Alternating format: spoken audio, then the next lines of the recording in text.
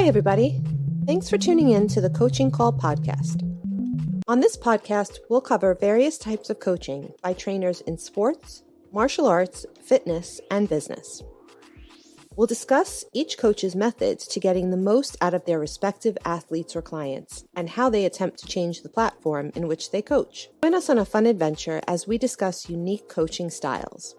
Coaching is a universal part of how we get others to get something done. Join your host, Raphael, and his guests on this unique journey in coaching. Hi, I'm Sifu Raphael, and this is the Coaching Call podcast. If you enjoy this episode, please subscribe and leave a review. This episode was made possible by listeners like you. Alka, thank you so much for joining me on Coaching Call. How are you today? I'm doing great. Thank you, Sifu, for inviting me. Absolutely. You know, one of the things that we actually were able to connect through a mutual friend, and it's very interesting when we can connect with people we didn't even know at first, right? But maybe, I think you heard me on her summit, and you wanted to connect as well. And for me, it's important to connect with people because I think that when we connect with somebody new, they have so much value that they bring into the world, and it doesn't matter who it is, right? So Right. I like that. I'm happy we're connected. Absolutely. It sure is. And, the world is such a beautiful place to connect with so many people. And that's what I love.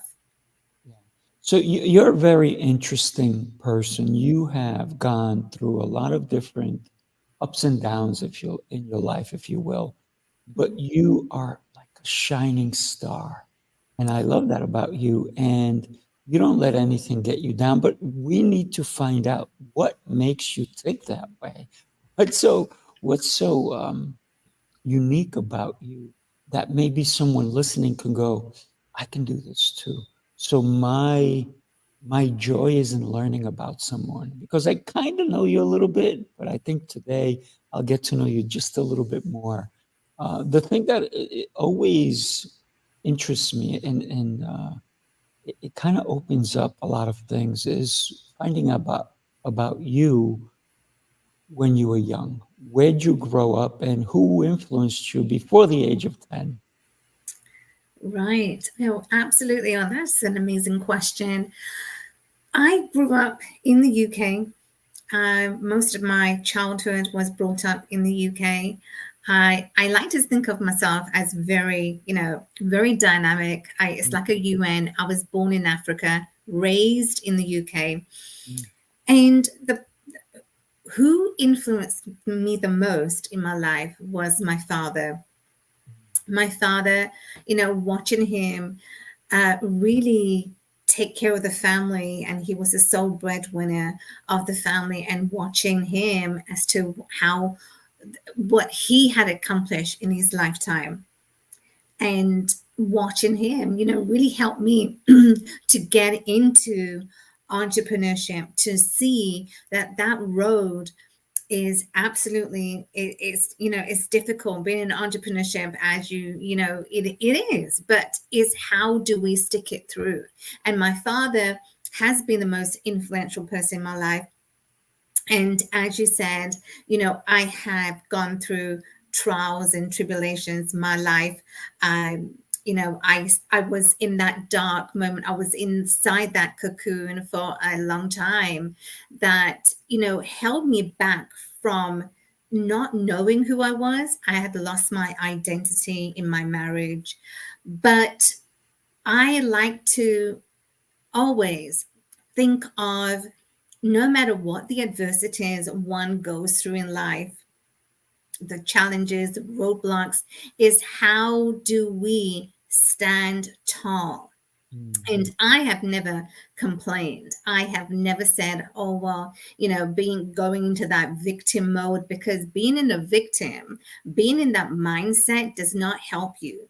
And so for me, once my marriage had dissolved, I was left on my own. I knew that there was no way.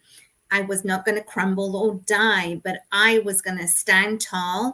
And I knew the success that was lying in front of me.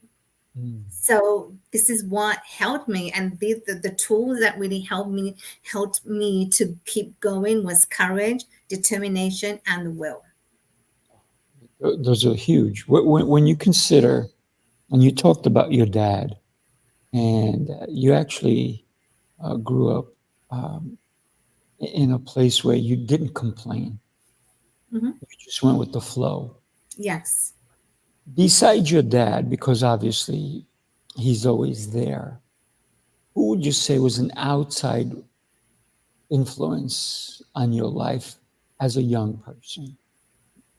Age of Was my 10, 12, 15, before you were 20 even. was my uncle. Mm. He Oh, was he was the dearest. He passed away about 3 years ago, but sorry he to hear was again the patriarch of the family. He held everyone together. The family was never torn apart. And as you said, as we were teenagers, me and my cousins, we never complained because everything was provided for. And my uncle, God bless him, but he, even today, really, I talk about him always because I know my uncle and my father together, two great human beings that. that have really shaped me today as to who I am. And when it comes to business, when it comes to being an entrepreneur, my father, he was a doctor, but also a businessman. My uncle was a businessman. And so between the two of them, they have really helped and shaped my life. So there was nothing to complain about because we were provided for. Nice, nice. But there's a lot of people who have everything, yet they still complain. True, yes, they do. Not you. It's just human nature. It is, but it doesn't have to be, right? No, Uh, absolutely. Mhm. so your uncle, you said he was a businessman. How was that an influential part for you? Getting into entrepreneurship, and I knew that success was that one denominator that will shape my life because in my marriage, well, once my marriage had dissolved, I was looking for an avenue. I was looking as to, okay, what do I want to do? What is possible? What is out there? But I knew, so one of my first journey into entrepreneurship, I opened a fitness studio, and I had no prior knowledge, Sifu, of the health Yeah. and fitness industry, but I knew that this was a vision that came to me, that I wanted to help and inspire so many women, does not matter your shape or size, that I wanted to create a safe place. It was a boutique style fitness studio to welcome women. That does not matter your shape or size, because I know that even as a teenager, I was in my 20s, and the first time that I walked into the gym, I was petrified because there was all these fit bodied people, and I was fat. You know, I had acne, short hair. I was teased a lot. I was bullied as a child. And so for me to walk inside the gym, it was nerve wracking. And fast forward, when I decided to open my studio, I said, I'm going to welcome everyone. Mm. So this is what I did. And that was my first taste of the entrepreneurship journey, opening my studio. Very cool. So let's talk about a couple of things that you just kind of mentioned. You said you were overweight, Mhm. uh, but you didn't say overweight. You said fat. Yes, So that's a mindset too, right? If you that think, is. Marianne, hello, hello. Yes, yes. Thank you for joining us. So consider you did you realize that you were overweight, or as you put it, fat? Or was it that someone pointed it out to you? Was it you compared yourself to someone else? How did you see that? Ooh, I have no idea why that just happened, but Yes, it was, I realized I was fat. I was also told that you're fat. I was in my teens. I was bullied at school every single day. I was bullied by these two girls, and they would just just beat the crap out of me. And it began to be so unbearable at school that when that bullying just kept happening. So yeah, it was pointed out to me, oh, you're fat, oh, you're ugly, oh, you got acne, or these words, they were just verbalizing to me that, as a teenager, it was so it was petrifying, and it was traumatic at times, that I just did not want to be at school. So yes, it's a mindset thing that, oh, you're fat, oh, you're ugly, oh, you can't be successful. It's everything that we say to ourselves. Well, all the affirmations we keep affirming, oh, we won't be successful, we can't succeed, blah blah blah. But yes, so when it comes to the physical body, I felt that I was fat, that I needed to gain back my confidence, because I had lost my confidence. I had lost my self-esteem. I did not want to be around people.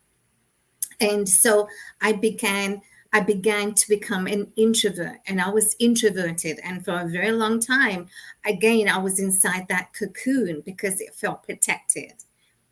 So, I wanted to change desperately. And that's when I decided to go into the gym, change my life. But it took steps. It took time for me to pick up the courage to go in the gym and change my life. Yes, and you said it right there. It takes courage, right? Yeah. To believe in yourself, to say, you know what, I want to change. Mhm. Not for those bullies, right? You were not doing it for them. You were doing it for you, I believe. Absolutely. Yes. And I think that's a message that we need to have everybody understand, that no one can empower you. You have to do it yourself. So Exactly. no, I mean, they can tell you all the things. They can even call you beautiful. That doesn't make you feel that way until you fully feel that way. That is so And true. Yeah. you also said that you had short hair. Did that bother you? Because you said it in a way that was like, oh, I had short hair. It did. It kind of bothered me because, as a teenager, I'd gone through phases. I was always following the trends.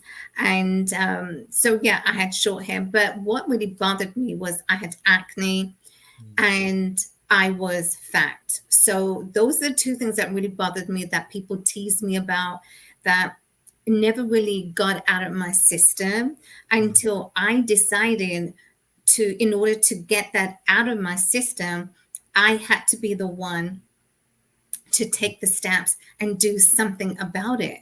Because like I said, for me to gain, when I lost my self-esteem, when I lost my confidence, I had to claim that back. And the only way I was going to claim that back, for me, I'm not for those bullies or for anyone, because we can't do anything for anyone. We can't please people.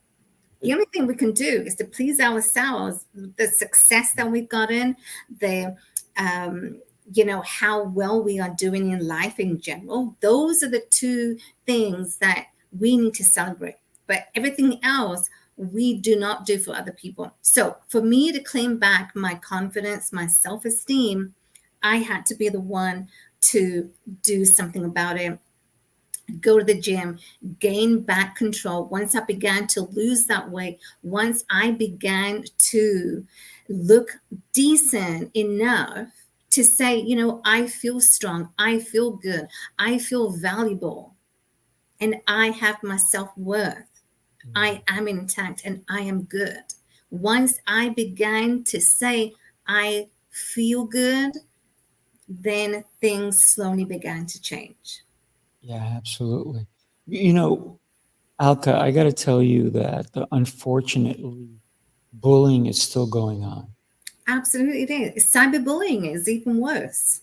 Yeah. And I think it stems from childhood, where parents don't talk about bullying because maybe their kids are not being bullied. But what they may not realize is that their kids are either doing two things. they're watching someone else being bullied, Mhm. or they're the bullies. But the parents, because nobody brought it to their attention that my kid is not being bullied, therefore I don't have to talk about it. But if we communicated more with our children about how to treat another human being Mhm. properly, not to make fun of them, not to call them names, I think I think that's where we have to start with the bullying. But it doesn't happen enough. And unfortunately, it happens. It's terrible. I had a Mhm. client tell me yesterday that her son came home from camp. He's in summer camp and he was down. He was in a bad mood. And she said, "What's going on?" She goes, "Oh." She goes, "Why didn't you play with those kids? You're an Mhm. athlete. You're Mhm. amazing." And he goes, "Well, because I didn't feel like playing with them. They were not nice to me and I felt threatened." Oh, wow. So, but he's 10 years old and Hmm. it doesn't matter. And the kids who were bullying him were the counselors. Oh my goodness. Wow. Yes. And the mom said to me, the counselors, they're kids themselves. I said, yeah, but it doesn't make it right. It So doesn't. somebody has to be there to help people understand that what we're doing is wrong. Even if somebody falls and one person laughs and everybody starts to laugh, we don't know how damaging that could be to a person. But if the person who fell starts to laugh, then we can laugh with them. Mhm. Otherwise, we're laughing at them, right? So it's different. So when you consider, you said these two girls, and what they don't realize is what if the tables were turned on them? Mm. So it's pretty devastating when you're at the brunt of it and you're the one being bullied. At what point, you were a teenager, how old were you when you said, I will not take this anymore? I was 15. Mm, I was 15, and every day that bullying mm, continued. They would see me in the lockers.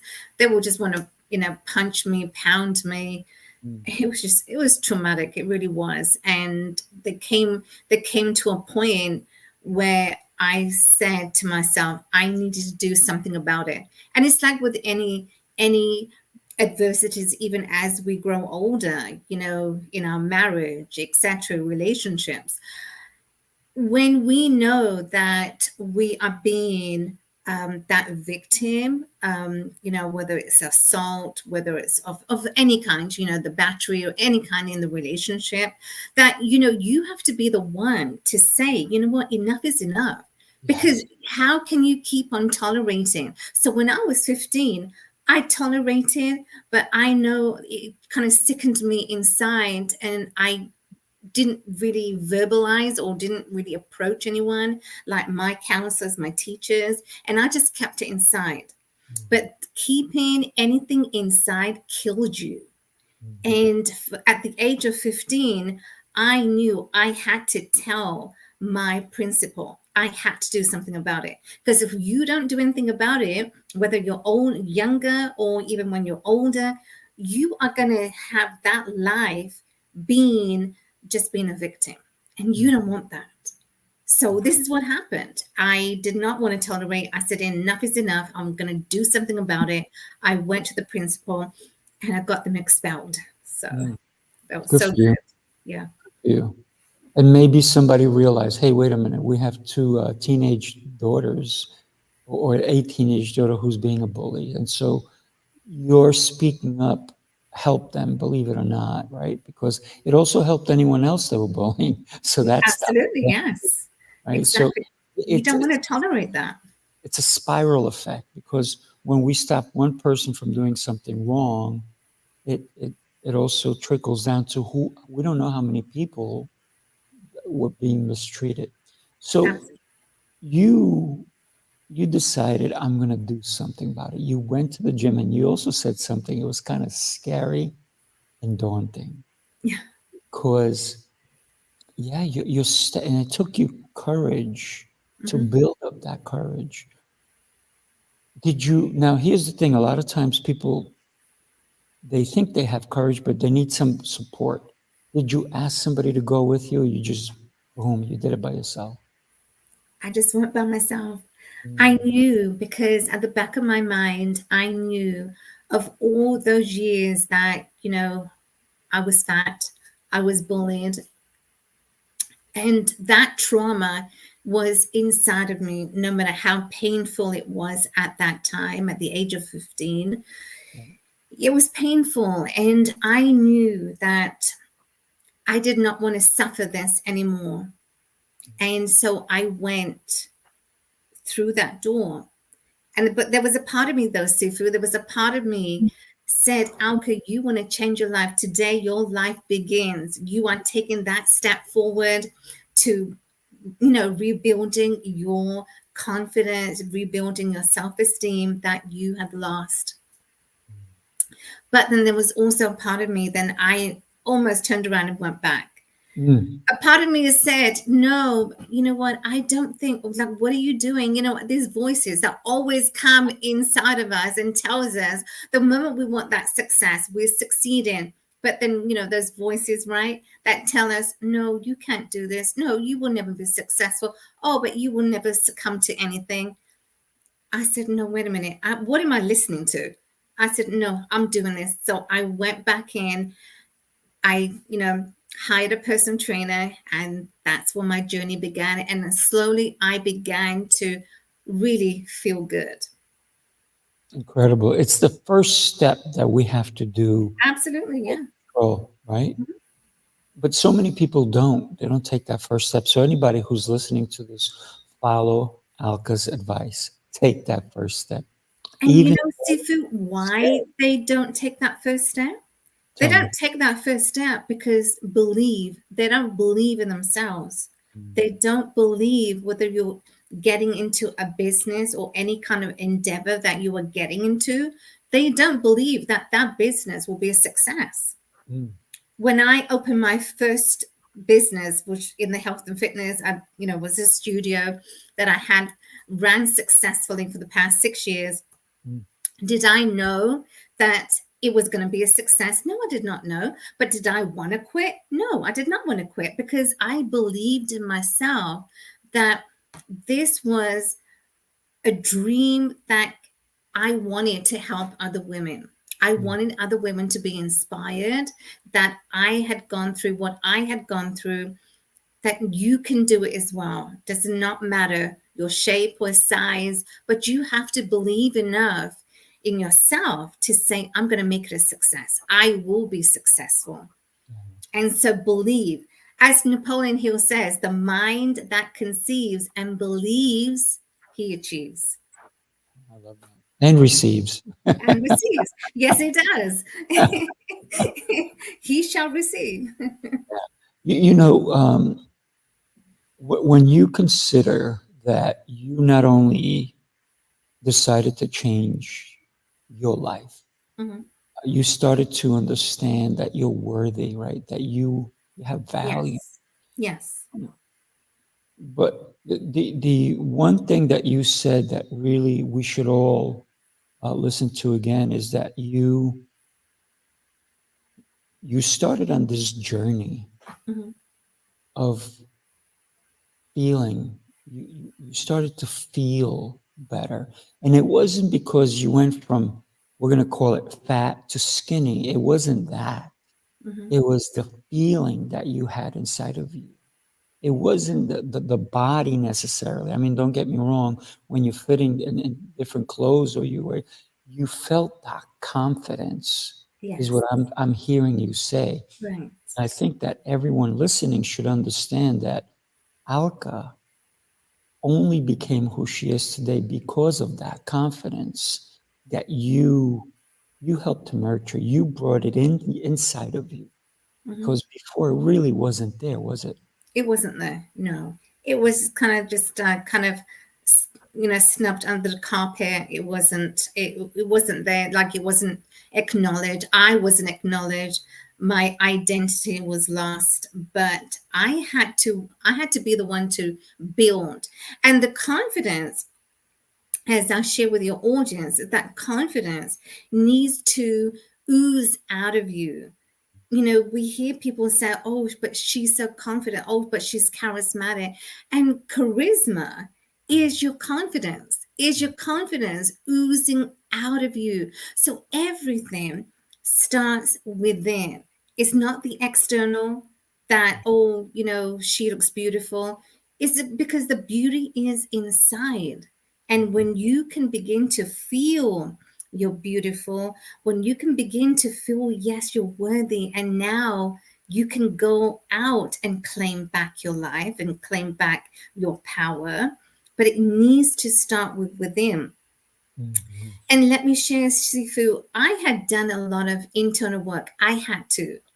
After my marriage had dissolved, I had to be the one to claim back my power, claim back my identity. And that is the most important, is your identity.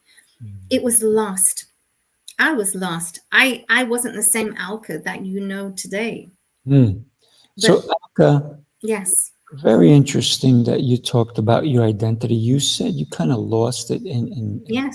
marriage. Mhm, mhm, Tell me about why do you feel that you married someone and then you lost that identity? mhm. How did that happen, and how do we avoid that happening?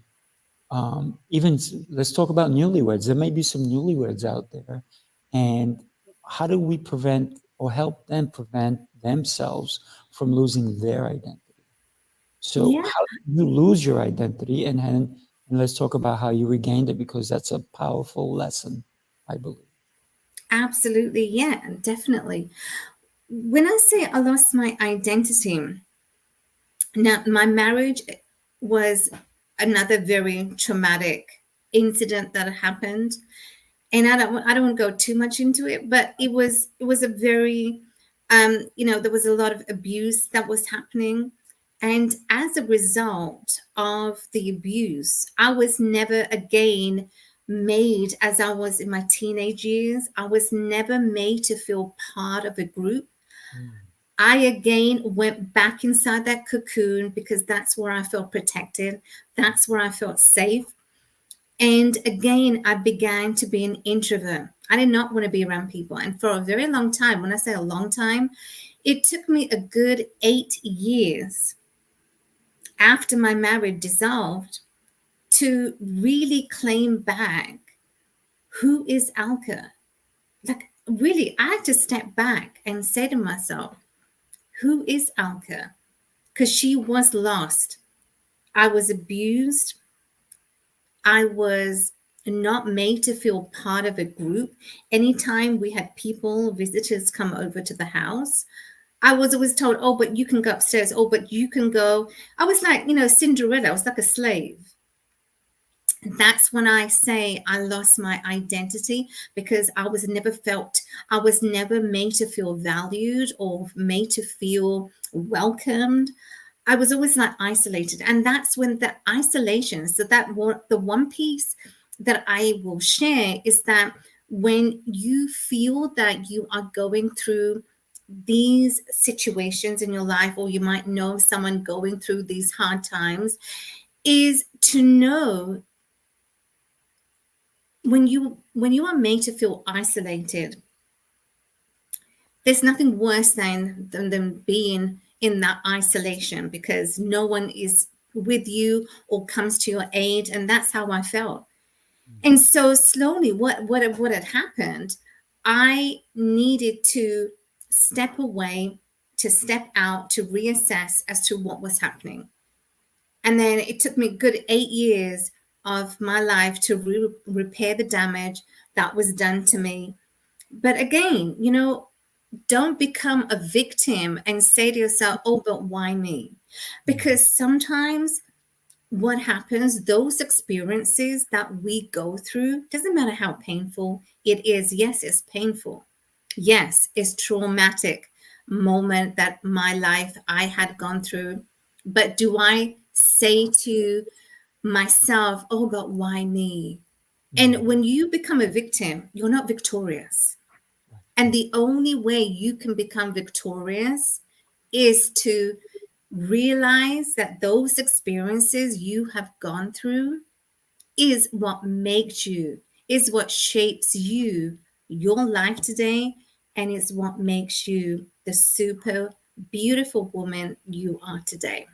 Yeah, love that. That is what would shape people that are going, because divorce is on the rise. And but people who are maybe going through that situation, is not to, you should not be a victim. You should snap out of it. You should realize and assess the situation, and then take the steps to claim back your power starting today. Mm, perfect, perfect. I love the fact of taking back your power. I'm listening to everything you're saying, and it sounds to me like that was a cultural type of marriage. If tell me if I'm wrong. It was, Okay, yes. because I know old fashioned. I'm old fashioned myself, and when I would be in someone's home, and they would go, the women go to the over there, and the men come up. I'm like, but why? Why are we separated? Right. And especially as a little kid, and we're having conversation, and all of a sudden, all the women go to the kitchen, and I'm like, I want to go to the kitchen. Yeah, I, and it was like, no, no, you come with the men. I'm like, but why? Why do we have to separate? And I think that when we talk about culture, in Mm, some cultures, women are not allowed their trophies, if you will, and they're only allowed to do certain things. But when it comes to business matters, they're mhm. excluded. When it comes to important things, they're excluded. And Right. it sounds to me like that's probably what you experienced. I may be wrong, but I have a feeling that it's possible that that's what happened, right? It was. I mean, my culture is, I mean, the culture that you are referencing, um, I mean, a lot of Muslims, I mean, that's the Muslim culture that you are referencing, where the men are on one side, the women Spanish sit too. on one side. But the background that I come from is Hindu. Mhm. Hindu, we don't separate each other. But I do agree with you that when it comes to certain cultures, women are not told about what they have in their bank accounts. If you have a joint account, your husbands, they don't share with their wives as to how much they have in the bank account. So, and then the women, they feel helpless because they don't know, they're not empowered enough to know as to how much is in the bank account. They don't even know how to do banking. So they are left stuck. And this is what happened to me, you know, at a very early age. I was always provided for that, and that kind of held me back Mhm. from not learning about so many things and not being what I needed to do. So I had to learn everything I had to learn on my own.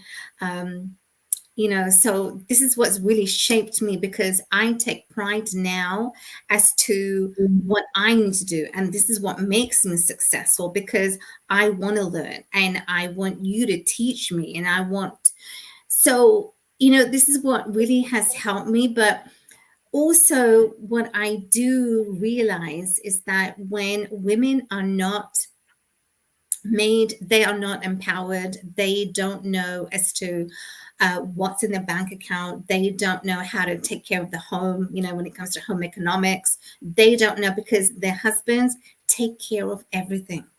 And that's also a hindrance, because if the husband passes away, the Right. woman, the wife, she's left on her own to survive. It's very interesting with cultures and how they haven't come up, if Yes. you will, right? They're still living in the old days. Yeah. Um, and when I was talking about my Spanish culture. I'm Colombian, Okay. and I noticed that in my household. I noticed it in other people's households when I grew up in Queens, I mean, I was born in Colombia, but when I grew up in Queens, it was a very diversified neighborhood. So we Mhm. had people from Dominican Republic, we had people from Haiti, we had people from who were Right. born in the U.S., we had people from Ireland. We had a mix. On our block, almost every house was a little different. So Right. I got to eat all the great foods, but Oh, I also got to experience how women were treated. hmm. I didn't like it. Yeah. Did not like it. And you talked about inclusion. They were not included. Women were not, they were made to cook. Your job is in the kitchen, your job is to clean the house. Right. You don't talk business in front of you, and there's no reason for you to be in this conversation. Hmm. Hmm. And I've always looked at that and I said, wow, this is a travesty, if you will. Even as a little kid, I didn't know any better. I could have gone into the same mindset that my forefathers went into. I could have Hmm. followed the men who told me this is how it is, but I knew in my mind it was not the right. It's not the right. Yeah. It's It's not the not. right approach. No. Yeah. So even early on, somehow I had the right idea, right? Because I, Which is good. Yeah. well, this unfortunately, there's not a lot of people who think that way, unfortunately.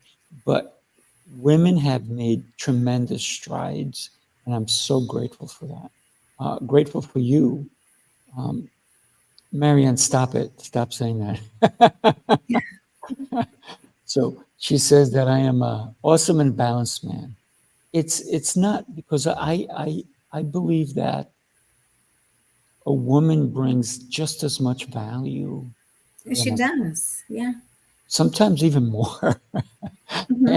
and, and and for me, talking to someone like you who has gone through that, who was put down, but Hmm. you're going to not allow that to happen. And what I love about you is that you want to help other women. Absolutely. Yeah. Hmm. And I think that's a great mission to be on.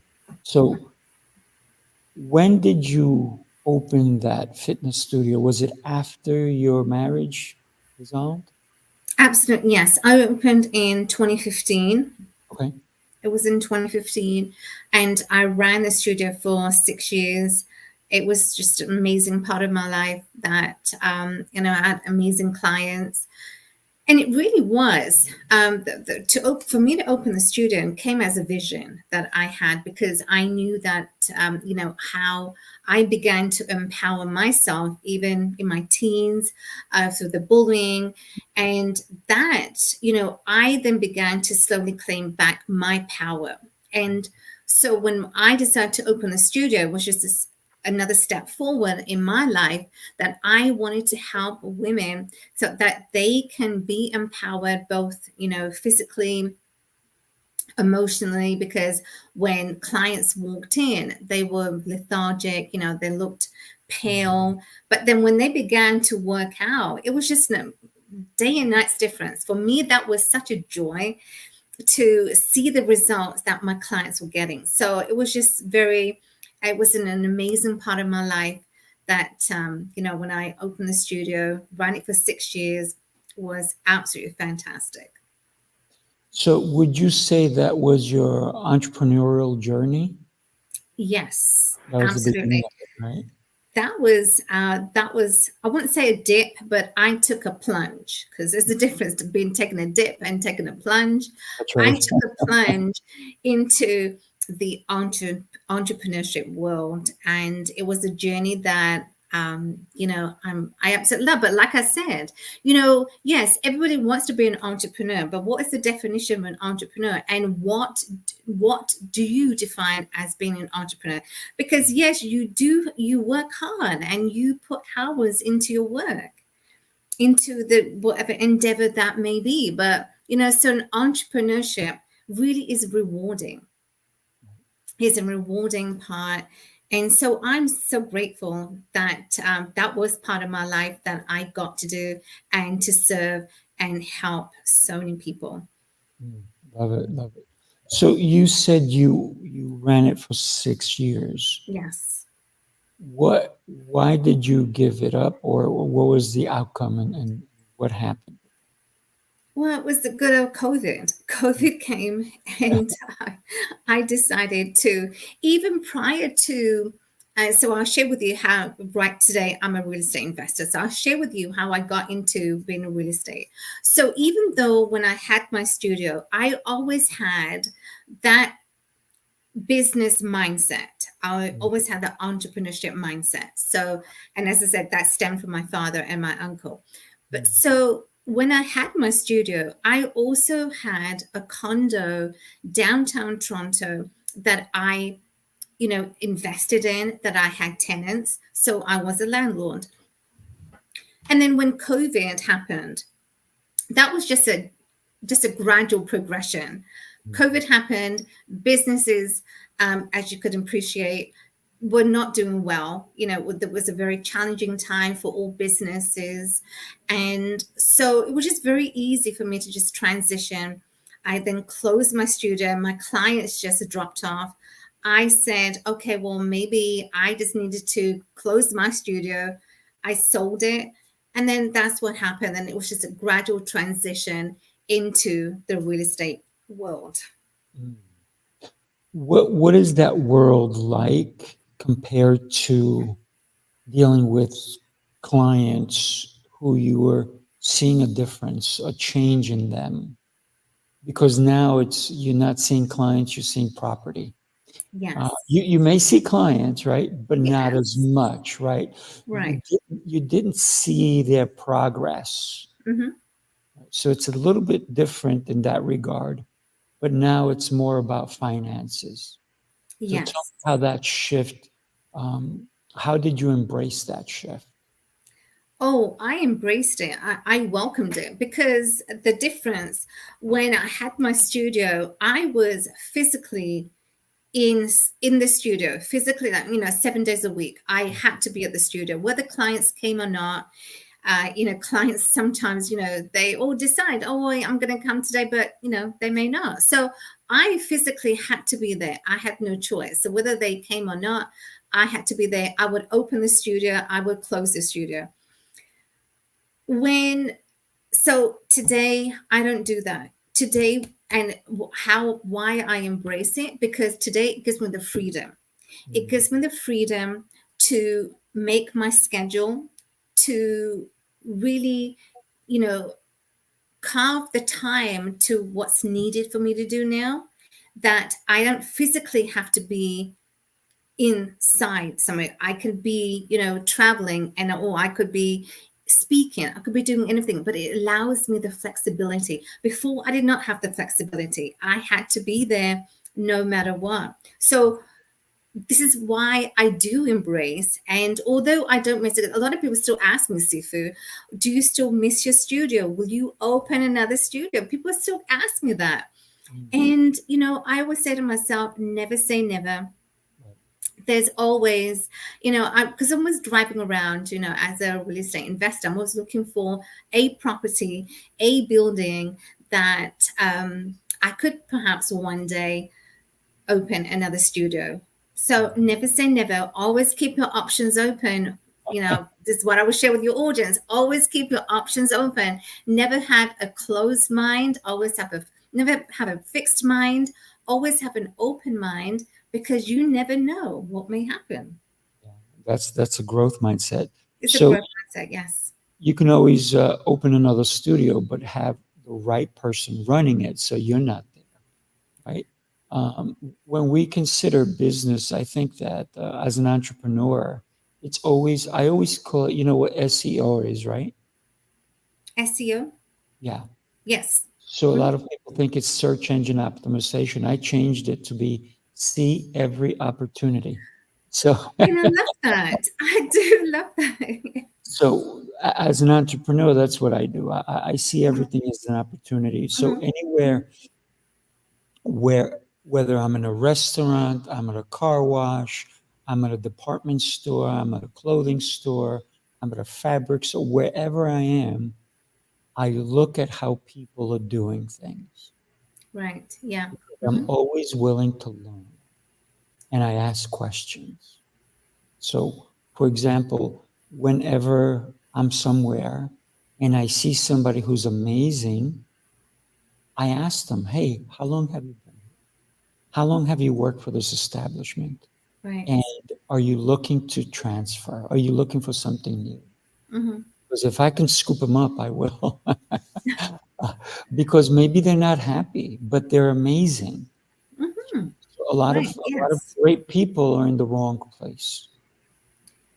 Exactly. And maybe sometimes, they don't realize because, when it comes to like, we hear people talk about the Monday blues, people don't like their job.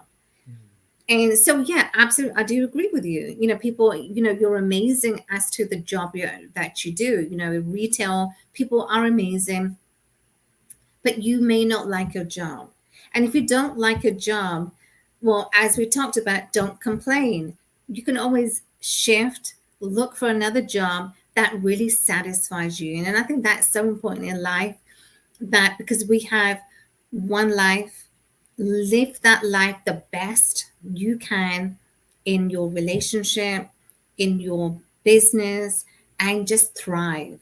Because when you thrive and you succeed, there's nothing better than that. But you can't complain, don't whine, don't be a victim, and be progressive. Be progressive to what is that next step for you and go after it. Absolutely. When you consider you went from owning a condo and you had tenants, so you were a landlord, Yes. and that word landlord is brings up a lot of emotions for people, uh, Mm. especially in New York, because there's all kinds of landlords. There's great landlords, there's terrible landlords, there's slum landlords, right? So, what kind of a landlord do you consider yourself? Mm. I consider myself, um, I'm very empathetic. Mhm. And I love my tenants. Even now, I when I said owned, I had another investment that I invested in, and I sold just this year in January. But I had amazing tenants, and as a landlord, it's our job to look after the tenants. Mhm. And yes, your tenants, they pay you, they look after your property. And these tenants that I had were just amazing guys. They were, young guys, but they took care of the property like it was their own. Mhm. And that is because of me. Of As course. a landlord, I look after them. I would call them and I would say, hey, how are you doing? This is when they first moved in. I would make sure that, then after that, every month, I would just call in and say, Mhm. hey, how are you doing? How is everything? How is everything working? Do let me know so I can get someone just come and fix, etc. So as a landlord, it's your responsibility as well because it's your property. So you got to be the one to take care of your tenants, because your tenants sometimes they may not call you. People don't want to bother people, but then it's up to you. So I always checked in with them, and that was my responsibility. That was my duty, actually, because they are the ones living in my property. Sure. So the onus does come on to me. So I'm very empathetic, Sifu. Mhm. I always check in with people. I care about people because caring about one another is the best that we can do. I came across this saying that um, kindness is the language that the deaf can hear and the blind can see. I thought, wow, that is Great so statement. powerful. It is, and that is being kind. Kindness takes you, it goes a long way. Mhm. It's very interesting when you talk about the empathy part, and even but as a landlord, if you don't check in and you don't say, "Is there anything that is going on?" Mhm. and your tenants don't tell you, there's been horrible stories. I had a friend of mine. He had property, and he never checked in on the guys. There was Mm. 3 guys that were living there. One guy passed away from a car accident, and then the other guy said, "We have to move. We can't afford it." And when they moved out, he went and he looked at the place. They left. It was there was rot coming. They were on the second floor. There was rot coming down the windows. So he had to change all the windows because there was a leak in the roof, and they didn't Oh, tell him. wow. So he, instead of being proactive like you are, Yes. those 3 years he didn't even go in there. He didn't say how's anything. He didn't do anything, Wow. and it cost him, I think, $40,000. Oh my goodness. Yeah, it becomes costly. It becomes, but all he had to do was talk to them, right? Mm-hmm, mm-hmm, And so, being a great landlord, I mean, I've had tenants, and one of the things with the tenants is always that like they have a problem, they have this. I'm like, what's going on? How's everything? What mm-hmm. can I do? How can I help? And then it was that open communication that we need to have as landlord, right? Right, When exactly. when And you it consider, comes down to communication. Communication, as you're the expert, communication is everything. Communicate with them because they could be new to the country. And if you don't make them feel welcome, if you don't check in with them, then they feel. And I do agree with you. There are horror stories because then they will abandon your property and leave it in such a mess. And that's actually what happened to me. So I do relate to what you're saying because it happened to me, not these tenants, but the tenants before them left my property. They just turned 360. People do change, yes. Initially, they were good. right? And I did check in with them as well. But people's personalities, we can predict how people are going to turn out. And they turned out so nasty. Mm, They destroyed my property. Like this is before they were about when the lease ran up. mm, They left my property in a mess. And then again, it became costly. I had to fix, they burnt the roof like mm. when they were cooking, so I had to get the cleaners to come in but it becomes costly. I agree. So, how do you, as a real estate investor, Mhm. because you could have just had that condo, what made you decide I'm going to actually buy more properties? I'm going to become an investor Mhm. because that takes on you're putting on a different hat, right? Than Yes. just having one property and having a condo and having a tenant. Because the minute you say I'm an investor, it's a whole different ballgame. What Yes. was that? When did you decide that this is what I want to do? This is a passion of mine. Yeah, absolutely. That moment came. So when I sold the last investment property in January, I said to myself that I knew that my goals are so much bigger. My goals is not just on the one investment property or on the or single family, because single family, I wanted my vision, my outlook is so much bigger because I know I want to create wealth. I want to create wealth, generational wealth. Mhm. And so what does the generational wealth look like? So if you need to start now as to, what is that roadmap? What does it look like? What is your end goal that you see for yourself, for your families? And for me, it is about creating wealth. And wealth comes from having investments. It could be in Toronto, it could be abroad, but the generational wealth is very, very important because what's the legacy? Are you leaving a legacy? I know I want to leave a legacy. And this is what I'm doing today because I want to help my family. Just like my father, he helped the family. He was the glue that solidified our family. And this is what I want to do. I want to be the one to take after my father's legacy,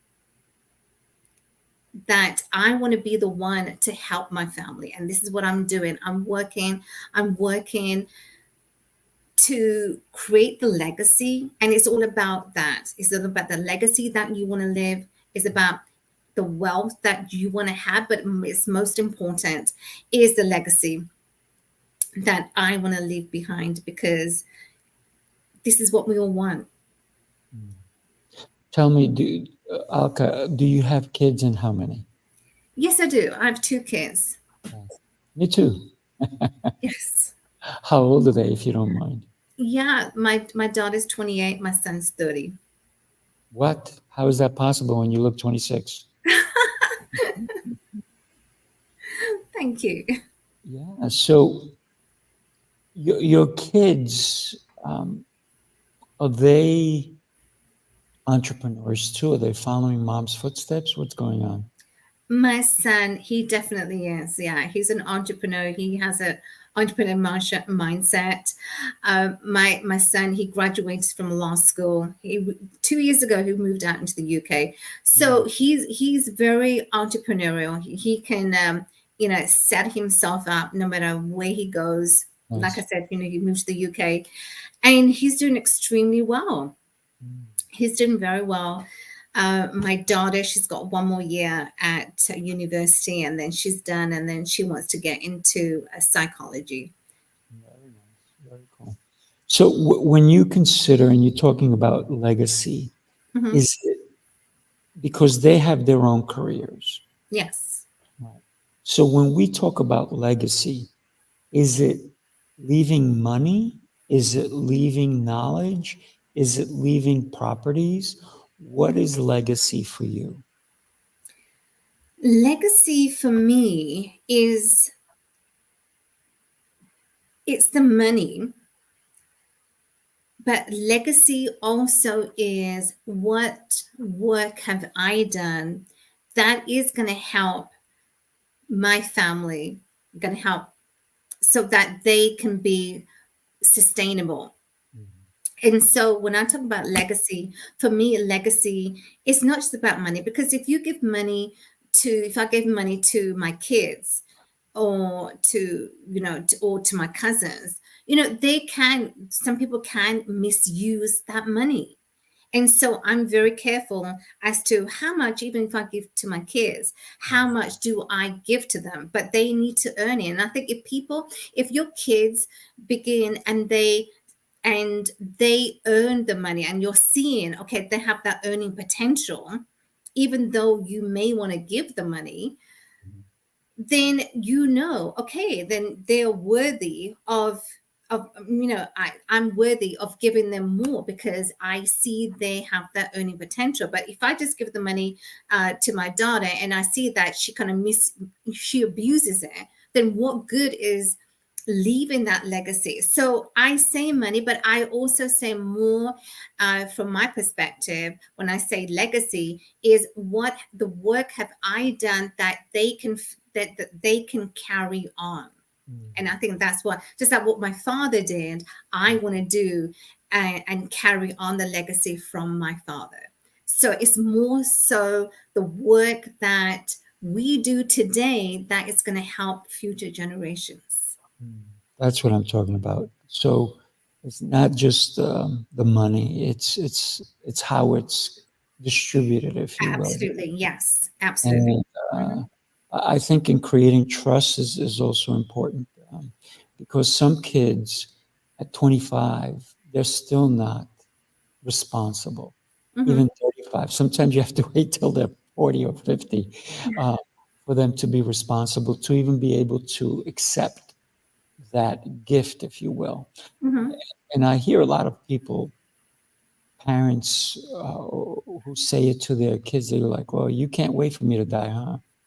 I'm like, wow, that is so morbid, That is because so morbid. I know. that's not what it should be about. It should be like, I want you to live forever. And when somebody goes, oh, you'll be better off when I'm dead. Like, wow, those are Yeah, I terrible. know. You Yeah, should never speak that way. you shouldn't, because that's Not going to me, make the I don't, yeah. but I've heard it so much. Right. Because you know what that does, Sifu? That makes a child feel like he's less than. Just Mm, like I was made to feel less than. And I think what is so important, you mentioned that point, it was so great about trust. And most families, if you can afford, yes, they do have trust. Even, some wealthy people have trust. But I also believe that if you're in your 20s and you hand them the money, like say maybe 5 grand just to start with, 5 grand is a lot of money. But if you abuse that 5 grand and you're not careful as to where you're spending, what is so important that I began to learn also, as now as a real estate investor, but what I began to learn the hard way, because I was never taught in school about finance, about business. So children need to learn about finances, to be financially educated, to spending, to know how much you're spending every day, have a budget, have a spreadsheet as to what are you spending on? Where's your money going? So weekly, daily, and monthly, you need to understand. Because if you don't understand now, as you're in your 20s, can you imagine if you're in your 40s and you're still doing the same? Money is just going out blindly and you don't even know because you're not tracking. So you need to track that money. So if you can manage, say, 10 or $20, you can manage 20,000 or 10,000. I guarantee, or even 5,000.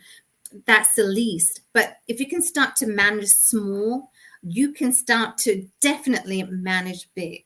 But you can't do the other way around, start to manage. But if you don't know where your money is going, you're not tracking, you don't have a budgeting system that shows you as to where your money is going. So very important, but very powerful. You need to be financially educated. Well, you could not be a real estate investor if you did not know where your money is. Well, that's what, for me, I had to learn the hard way. I'll be honest with you. I had to learn the hard way because I was never taught. My father never taught. So everything in my life, at school, we weren't taught about finances or business. So for me, it was that whole 360 that I had to figure out everything on my own. But it's a joy, it's a journey, and I'm so grateful. Alka, I got to tell you, you are a wealth of knowledge. Thank you for Thank taking you. the time today to come on Coaching Call. I Thank learned you. a tiny little bit more about you, so we'll have to keep the conversation going. Sure. Definitely. Thank you, Sifu. Thank you, and have yourself an exceptional day. Everybody listening, do us a favor. Follow Alka. Here's her Instagram, right? Here's her Instagram. Yes. Alka Sharma at Instagram.com. Alka Sharma, CEO, because she is a CEO. She's in charge. So, and I think one of the things, and you said it over and over and over again, is how you love to you can't empower people, but you can teach them how they can be empowered, right? Absolutely. Yes. I love it. Exactly. All right, everybody. Thank you so much. Have an exceptional rest of your day. Take care, everybody. Bye. All right.